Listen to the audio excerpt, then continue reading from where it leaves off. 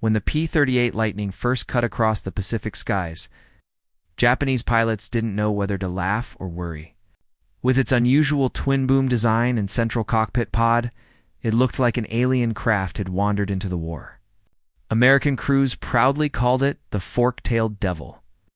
But that nickname actually came from the Luftwaffe, whose fear of the Lightning was already legendary. Soon, rumors of this strange machine began filtering into Japanese intelligence reports. Was it truly a game-changer, or just another heavy, clumsy American fighter?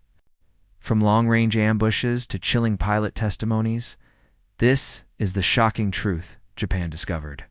By the time the P-38 entered Pacific service in late 1942, the Imperial Japanese Navy Air Service was at the height of its confidence.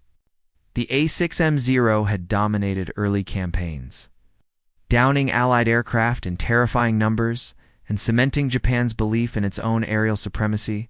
The Americans, however, had quietly been developing something different, not a nimble turn fighter, but a high-speed, high-altitude predator designed for range and striking power. Lockheed's Lightning had already proven itself in Europe as both a long-range escort and a deadly interceptor.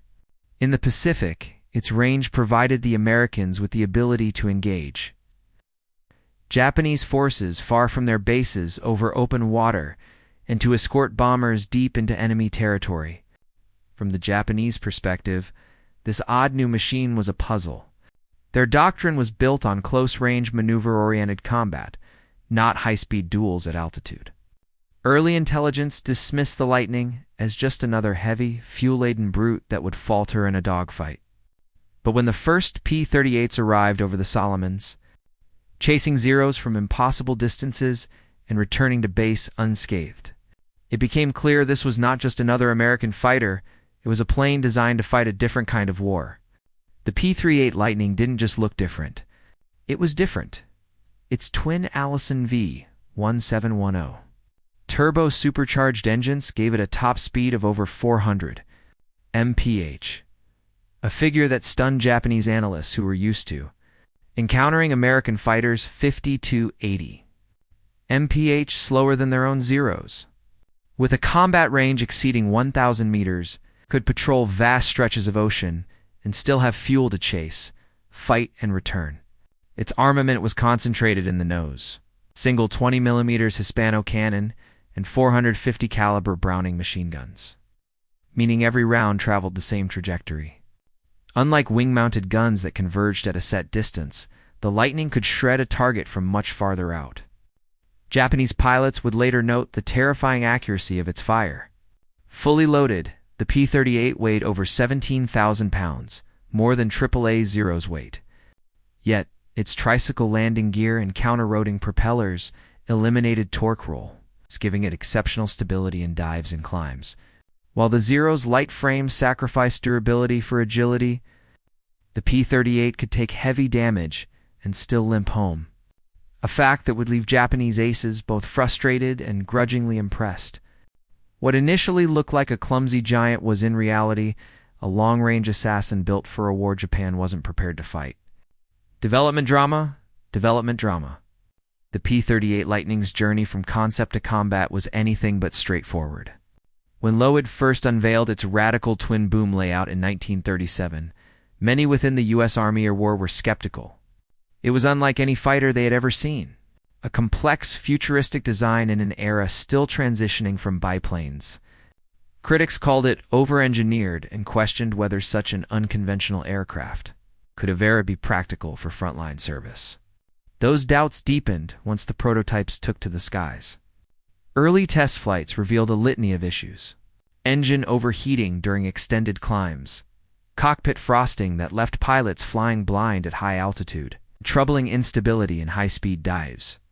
The Lightning was the first American fighter to experience compressibility, a mysterious aerodynamic phenomenon at the time. In dives past 500 miles per hour, the controls would stiffen, trapping pilots in a near-vertical descent. Several promising test pilots lost their lives before engineers devised dive recovery flaps to solve the problem. Weight posed another challenge. Every improvement, heavier armor plating, self-sealing fuel tanks, expanded armament, pushed the P-38 further from the nimble turn-and-burn fighter profile the Air Corps was accustomed to. Some officials argued to scrap the program entirely and focus on proven single engine types like the P-40 or P-39, but Lockheed refused to quit. Engineers refined the turbo superchargers, improved cooling systems, and optimized the airframe for high-altitude stability. Gradually, the Lightning evolved into a machine that could fly higher, faster, and farther than any Japanese fighter in service. By late 1942, when the Pacific War demanded an aircraft with extreme range and devastating firepower, the P-38 was ready. It wasn't flawless, but in the sprawling expanses of ocean combat, its uniqueness wasn't a liability. It was a decisive advantage. Combat performance, combat performance. The Lightning's first clashes with Japanese fighters in 1942 and early 1943 were eye-opening. Japanese pilots initially treated it with the same disdain they had for other American aircraft. Heavy, slow to turn, and easily baited into close-quarters duels. But the P-38 didn't play by those rules. American pilots quickly learned to fight the Zero on their own terms. Using boom and zoom tactics, they dove from high altitude, unleashed devastating nose-mounted fire, and climbed away before the slower Zero could respond. The lightning speed meant it could disengage at will, something that infuriated Japanese aces who relied on opponents being trapped in prolonged dogfights. Perhaps most alarming for Japanese commanders was its ability to escort bombers far beyond Zero range. Missions that once left bombers unprotected now had a wall of lightnings clearing the skies. Reports from Rabel and Bougainville began noting that the P-38 could arrive over target areas without warning and linger there longer than expected. The Lightning's most famous moment came in April 1943 during Operation Vengeance. The mission to intercept and kill Admiral Isoroku Yamamoto, that single operation proved to Japan that the P-38 wasn't just another fighter. The P-38 Lightning was more than just a fighter. It was a strategic weapon capable of striking at the heart of Japanese war plans. Japanese intelligence reports reveal a growing respect for it. In early 1943, it was dismissed as an overbuilt bomber escort with limited maneuverability, a bulky, speed-focused machine that tacticians believed their nimble Zeros could easily outfly. But by late 1943, that dismissive attitude had changed. Internal memos warned of a dangerous high-speed attacker requiring extreme caution. Pilots reported that the Lightning's greatest danger was not in a turning duel, but in avoiding one entirely, as its blistering diving speed made escape nearly impossible. One pilot recorded in his diary, "It comes from above like a hawk, strikes, and is gone before your guns can speak." Its long range added further frustration. Appearing from nowhere, engaging briefly, vanishing, and then reappearing from a different direction, creating mental strain that forced Japanese pilots to remain on high alert. By 1944, the P-38 had become a calculated threat. It was not invincible, but it demanded respect, highlighting the limitations of Japan's short-range fighters.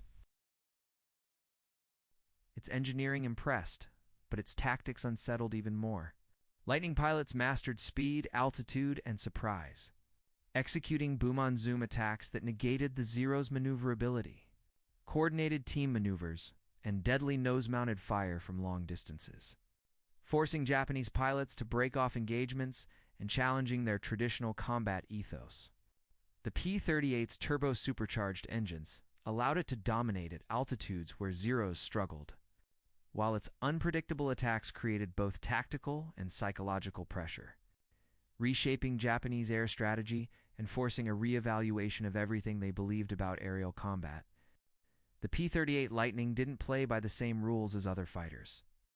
Reports from Japanese squadrons in the Solomons and New Guinea described a growing unease.